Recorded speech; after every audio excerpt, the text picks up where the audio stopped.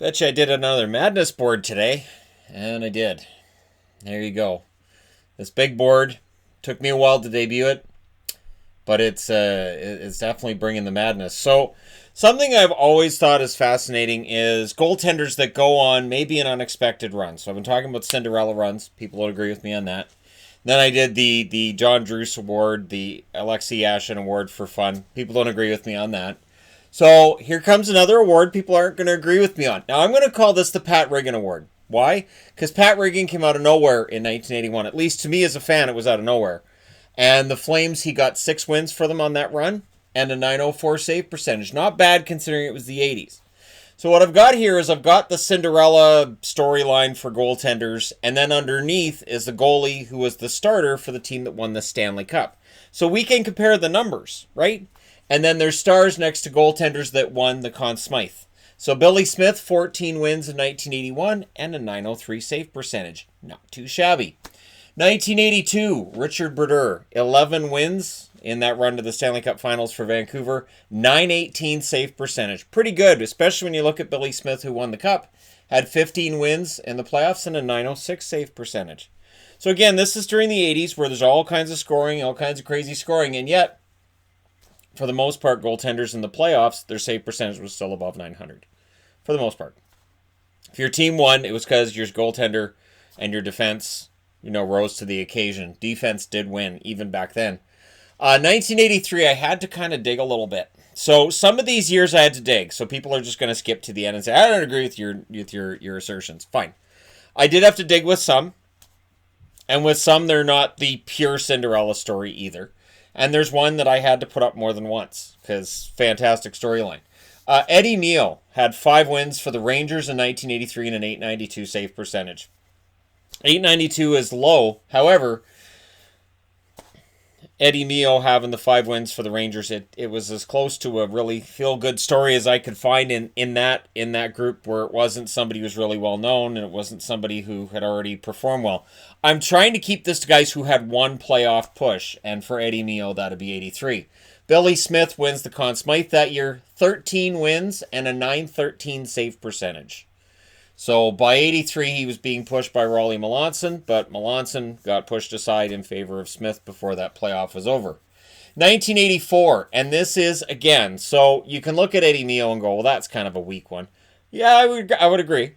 1984, you got Steve Penney for the Montreal Canadiens. 9 wins and a .910 save percentage and legendary status in 1984.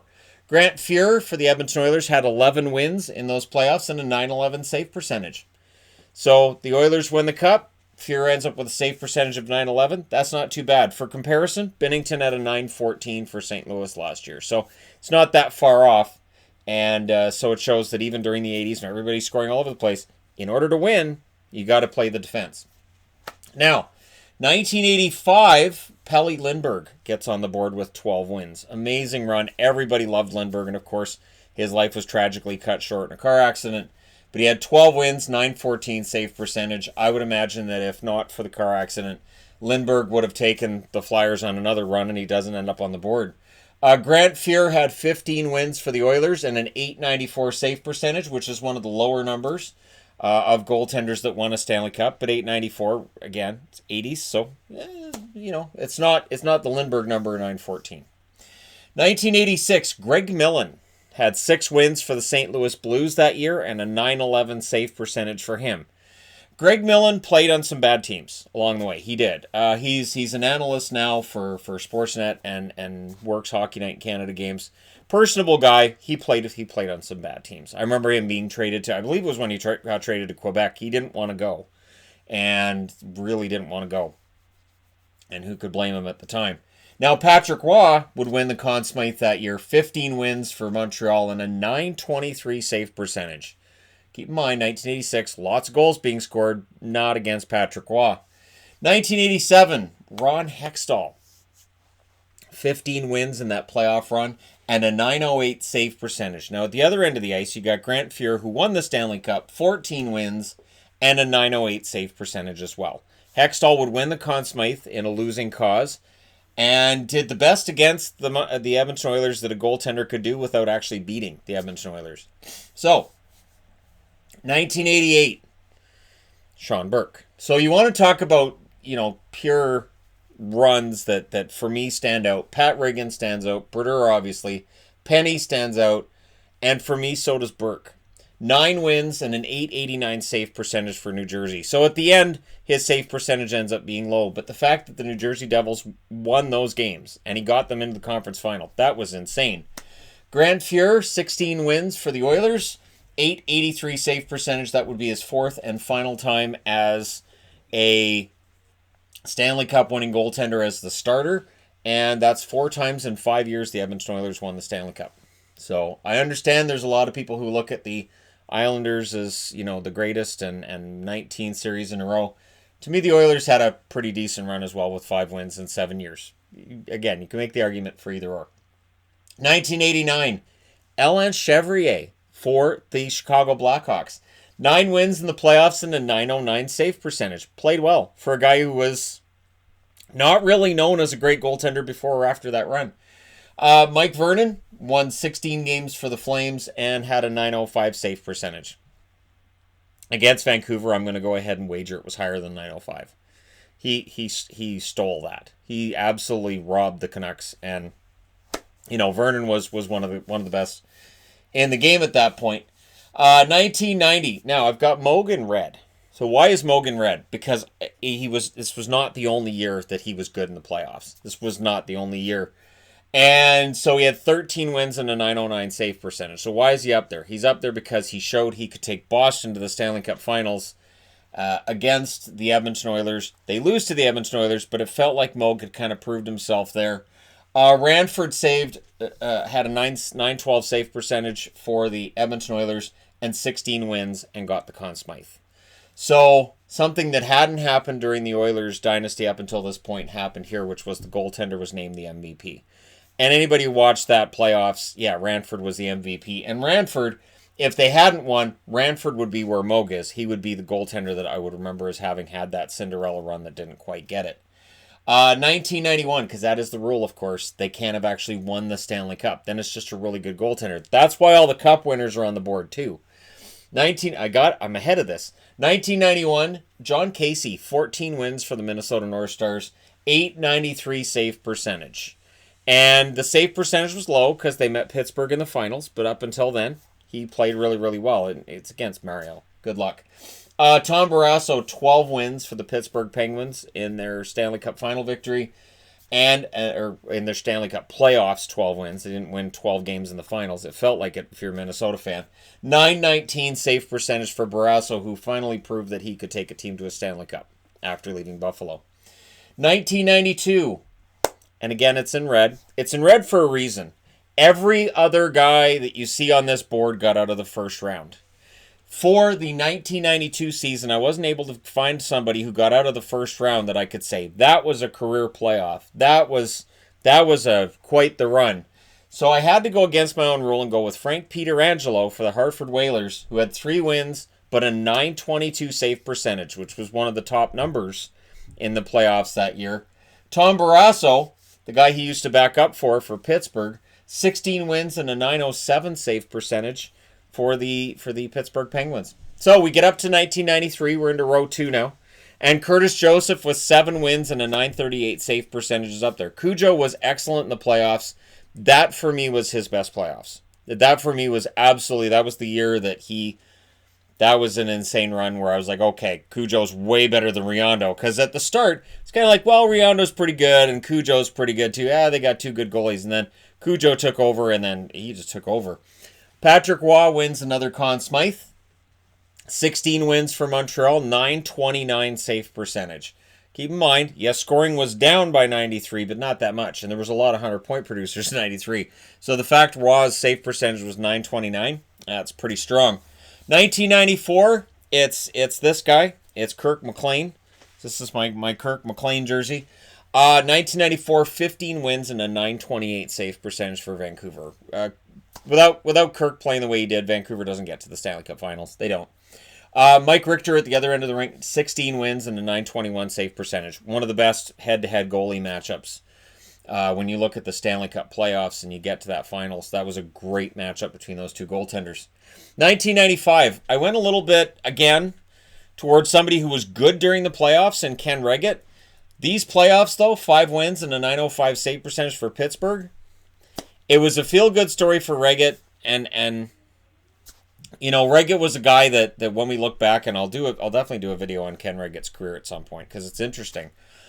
He played for some iffy teams, and he definitely had times where he was a 1A, 1B goaltender, and I don't think he gets the full respect that he should. And that was a good little run for him with Pittsburgh. And something about goaltenders with Pittsburgh and them going on a run. Marty Brodeur had 16 wins and a .927 save percentage for the New Jersey Devils in that 95 run to the Stanley Cup. 1996, it's John Van Beesbroek, because it has to be. They get to the Stanley Cup Finals. Van Beesbroek stands on his head. Beezer had some good playoffs along the way, but the 12 wins, .932 save percentage was just gaudy. And that includes, the .932 includes against Colorado. And of course, Patrick Roy wins the Cup. 16 wins for him, .921 save percentage. He doesn't win the Conn Smythe, but without Patrick Roy, they don't win the Stanley Cup either. That was the one variable with the Quebec Nordiques that they fixed when they became the Colorado Avalanche was their #1 goaltender spot. 1997, I went with Guy Hebert. Guy Hebert's 4 wins and a .929 save percentage. That's the first year that Anaheim gets to the Stanley Cup playoffs, and I'll be darned if Guy Hebert doesn't play really well that year. Mike Vernon, 16 wins for the Detroit Red Wings, .927 save percentage, and the Conn Smythe Trophy. If you want to make the argument that Mike Vernon belongs in the Hall of Fame, 1989 and 1997 are the important years to remember, and the fact that he was around for that long. And he did win multiple Stanley Cup rings. So if you want to make the argument, you can. I'm not going to try to make that here, or did I just try to make that here? It's up to you guys to decide. So 1998, Olaf Kolzig, 12 wins to get to the Stanley Cup Finals, .941 save percentage for Ole the goalie. Absolutely crazy. Again, good goaltender, excellent goaltender at points in his career. This was just a fantastic run for him. Chris Osgood, 16 wins for the Detroit Red Wings and a .918 save percentage. Again, I've made the argument for Osgood. I'm not going to try again here, but he was pretty good when he needed to be. 1999, Boston, Byron Dafoe. 6 wins in the playoffs that year and a .921 save percentage, among league leaders in playoff save percentage. Now, Ed Belfour had 16 wins for Dallas and a .930 save percentage. Now, I know there's going to be people saying, hey, what about Hasek? You got to have Hasek up there. No, because Hasek's won Stanley Cups. Hasek, or at the very least, he was the starter on 1 Stanley Cup winner.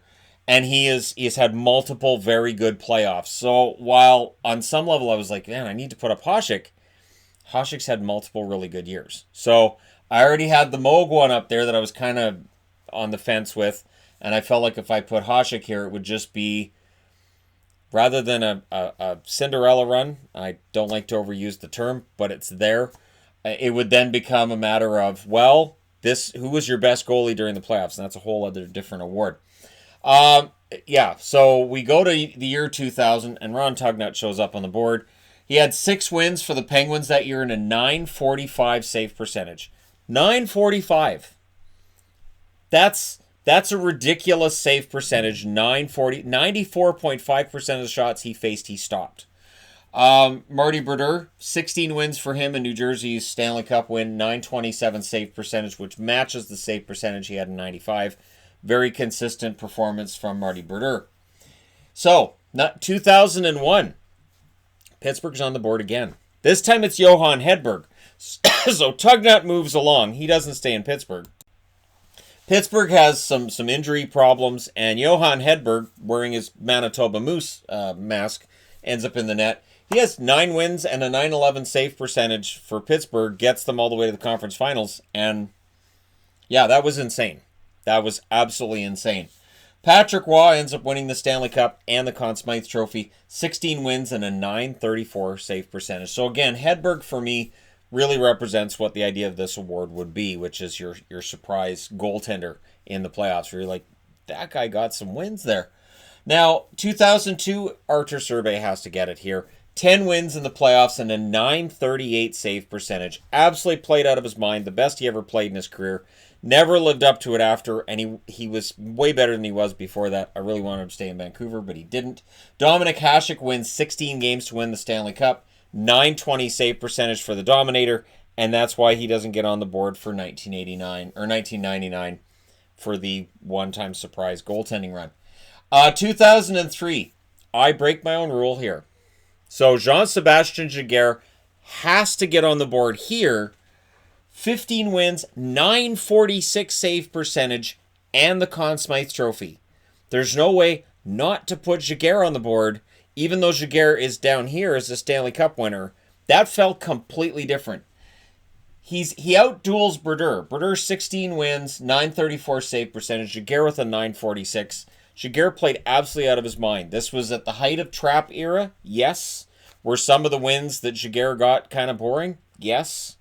But was that an absolutely insane run? Yes. And at some point, I'm going to do a video on the best runs I've ever seen a goalie go on. So for some you don't see on here, whether it's Hasek or whatever you may not see up here that you're looking for, watch for them to end up on that list. But yeah, Giguère, I have to put him up there. I just have to. That was an inspirational. It was fantastic. And technically, it's Mighty Ducks here and it's Ducks down here, so it's different, I guess. 2004, so just before the lockout, Calgary Flames, Mika Kiprusoff, 15 wins, 928 save percentage. Huge wow factor there. Kiprusoff had a really good year and then followed up with a great playoffs as well. Nikolai Habibulin, 16 wins and a 933 save percentage. His save percentage was actually better than Kiprusoff's. So again, if we were in a situation where Tampa Bay had lost, Habibulin likely would have been up here. Although Habibulin had a good save percentage in that 1 year with Arizona. I'm trying to think of which one it was. And I think they got out of the first round once with Habibulin, and all the research I was doing for this took me a while to put this together. So, while I was checking my phone and going, come on, tell me what happened with the meeting today. Nothing? All right, well, keep going. 2006, Rolison, I break the rule as well. Rolison ends up on the board more than once. 12 wins for the Edmonton Oilers, 927 save percentage, and I will explain why Rolison ends up on the board more than once. Cam Ward ends up winning the Conn Smythe, 15 wins, 920 save percentage. Oiler fans will point out, where the Oilers lose that series to Carolina is likely the injury to Rolison in that finals. That's very likely where they end up losing that series, and why the Carolina Hurricanes became the Stanley Cup champion. So that's up for debate. I can understand why Oiler fans would feel that way, because Rolison was playing amazing. Not that Markkanen or Conklin didn't play well, but it wasn't the same thing. It was definitely a downgrade. 2007, Ray Emery gets on the list from Ottawa. 13 wins and a 907 save percentage. He was very, very good during that run for Ottawa. And again, that was far and away the best numbers he had in the playoffs. And then Jean-Sébastien Giguère gets on the board. 13 wins, 922 save percentage for the Anaheim Ducks. And so again, he's on the board twice, both as the Cinderella guy before he actually wins the Stanley Cup. 2008, I went with Marty Biron with the Philadelphia Flyers. Biron, 9 wins, 904 save percentage. Again, not every season is going to be this great underdog story, but Biron, it's easy to forget. He was a pretty good goaltender throughout most of his career. Chris Osgood, 14 wins for Detroit, 930 save percentage. Not pedestrian numbers by any stretch, but again, does Osgood get the respect he should? No, he doesn't. And should he? Yes, he should. I don't know when that's going to happen, but he should get more respect from, I think it's both media and fans, than what he gets. So 2009, I went with Semyon Varlamov. Varlamov, when he came in, I remember him coming in out of nowhere. Basically, this was plan B. Well, we'll throw the kid in the net and see what he can do. 7 wins, 918 save percentage. For the Capitals, it's the only time they're on the board other than their Stanley Cup win. And Varlamov proved that they had quite the development system going on in Washington at the time, where they just kept churning out goaltenders. Marc-Andre Fleury, 16 wins for the Stanley Cup champions and a 908 save percentage for him. And honestly, of the 3 Stanley Cup runs, I thought Fleury was less impressive here than he was. I would put where he was in 08 when they lost ahead of where he was in 09 when they won. And definitely I'd put him behind the 2017 run by Fleury. The run in 2016, of course, injuries got in the way, and Fleury never really got on track during the playoffs. 2010. I really wanted to put Michael Leighton up here. I really did. Michael Leighton, 8 wins for Philadelphia. Are you kidding me? When would Michael Leighton? But I had to put up Halak. Halak was the story. I was sitting on Photoshop and I was making up a wanted poster with Halak on it because, as far as I was concerned, he was wanted for robbery for what he had done in the first round against Philadelphia and what he continued throughout those playoffs. Absolutely amazing run. 9 wins, 924 save percentage. Keep in mind, I as a Bruins fan, this before I had a channel or anything, I'm sitting on Photoshop and I'm going through the Montreal Canadiens goaltender and I'm making up graphics on him because I'm so impressed with what he's done. Right?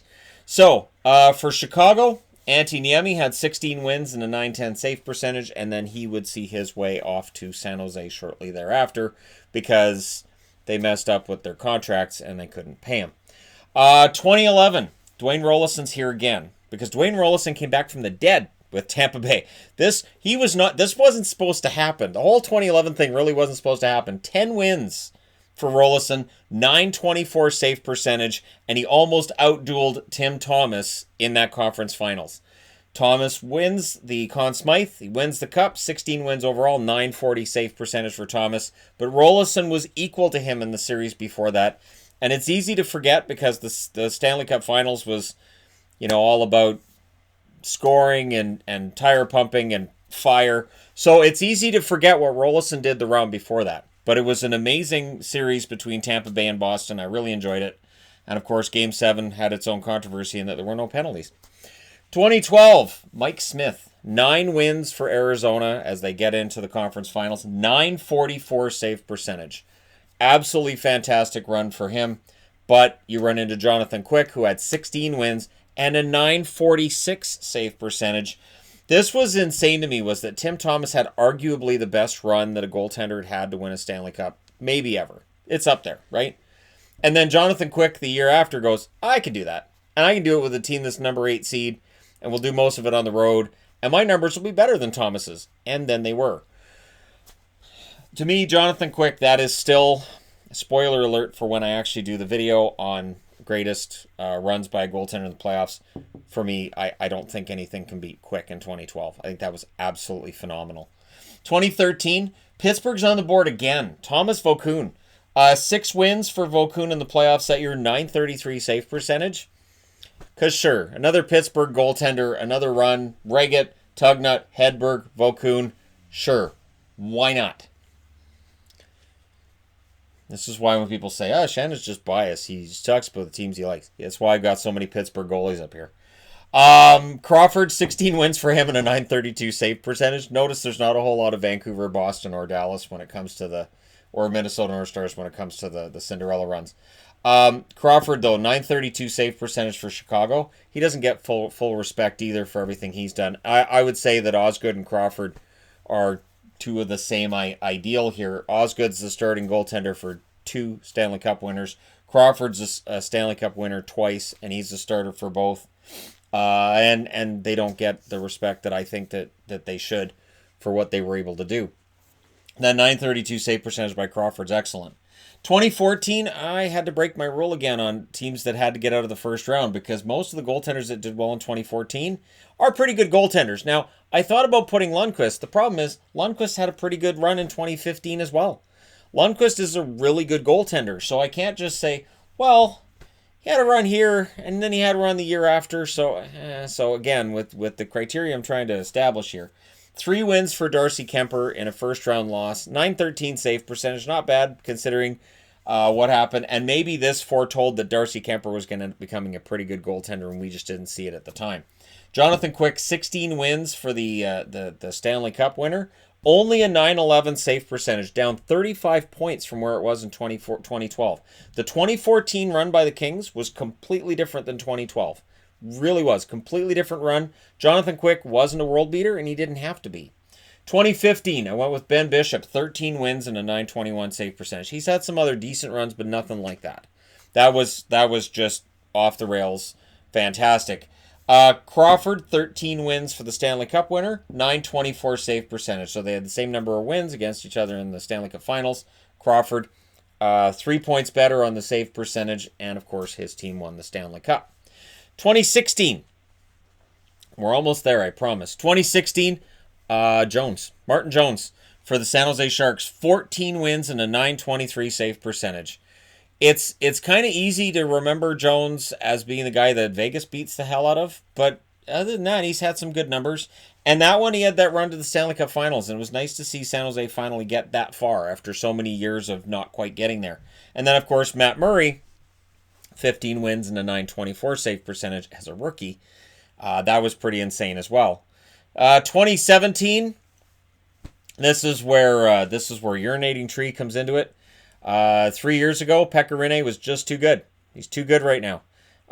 14 wins, 930 save percentage. And where that save percentage is even more impressive is considering just how much he got bombed by the Pittsburgh Penguins in Pittsburgh.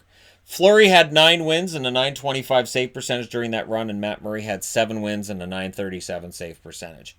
I thought Fleury's run there was the most impressive one he had in his career because he was supposed to be backing up Murray. This was supposed to be Murray's net. And when injury happens, this time Fleury's stepping forward and he's the guy. And they could go back and forth. It didn't really matter. Both goaltenders were playing really, really well. In fact, during that Stanley Cup Finals, I was arguing you could have Conn Smythe winners between Fleury and Murray for how well they'd played in the net for the Pittsburgh Penguins. I know that's not a thing, but that was my argument at the time. 2018, I went with Connor Hellebuyck. 9 wins for the Jets, by far the most they'd had in the playoffs. 922 save percentage. Hellebuyck was great. And Hellebuyck did this after Winnipeg had been concerned. I'm not talking about the fans. I'm talking about management. Had clearly been some concern. They brought in Steve Mason with the idea of pushing Hellebuyck. And Hellebuyck responded. Braden Holtby, 16 wins, 922 save percentage for him for the Stanley Cup champions. And last but not least, 2019, I went with Bobrovsky. Got Columbus out of the first round, the only time they've been out of the first round. 6 wins and a 925 save percentage. Very, very strong throughout the playoffs. This was important because, of course, Bobrovsky, playoffs while he was playing for the Flyers, there had been a lot of concerns about whether or not he was going to be a starting goaltender, whether or not he was good enough. A lot of questions being asked. He silenced a lot of doubters. And then, of course, this year he signs the huge contract. And now there's doubters for whole other reasons. Binnington, 16 wins for St. Louis. Came out of nowhere. 914 save percentage, which is low in comparison with most of the winners over the last decade, minus Quick in 2014. 16 wins, though, and when you needed him to be solid, he was. So there you go. And Binnington absolutely would probably be on this side of the board if not for the Stanley Cup win. Now, all-time save percentage leaders. A goaltender has to have played 20 games to be on this list. Mike Smith, 24 games, 938 save percentage. Tim Thomas, 51 games, 933 save percentage. Jonas Hiller, 33 games, 930 save percentage. Craig Anderson, 46 games for 929 save percentage. Ben Bishop, 49 games, 929 save percentage. Season 921 there. It's actually below his career average, and yet that was a great run. Braden Holtby, 89 games for 928 save percentage in the playoffs. He is a playoff performer. This is why Washington probably hasn't given up on keeping him around despite Samsonov's emergence. And Vokun, 22 games, 928 save percentage. Holtby's save percentage also is why you may see a bidding war once he reaches free agency, should he get there. Now, if you're looking at goaltenders that played 100 or more games in the playoffs for a larger sample size, Dominik Hasek, 119 games played, 925 save percentage. Absolutely want to make the argument he's the best of all time. It's right there. Henrik Lundqvist, 128 games, 922 save percentage. There's your argument. Ed Belfour, 161 games, 920 save percentage. Marty Brodeur, 205 games played, 919 save percentage. Patrick Roy, who of course is the one I would lean towards, 247 games played, 918 save percentage, including some of those being during the 80s. Curtis Joseph, Chris Joseph was a defenseman for the Oilers in the early 90s. Curtis Joseph, 133 games, 917 save percentage. Put that man in the Hall of Fame. And Chris Osgood, put him in the Hall of Fame as well. 129 games played, 916 save percentage in the playoffs. So there you go. Just a look at Cinderella runs by goalies. Let me know your thoughts in the comment section below as always. Don't forget to hit like and subscribe if you're browsing your way through. You just happened upon this video. What madness might this board take part in next? We'll see. Let me know who you think should have been on the board that wasn't. And again, this is for goaltenders that come out of nowhere. Your Sean Burke types, your John Casey types, guys who you don't necessarily expect a run from, and sometimes I've allowed for a goaltender to win it twice. Thanks so much for all your support. I'll talk to you again soon.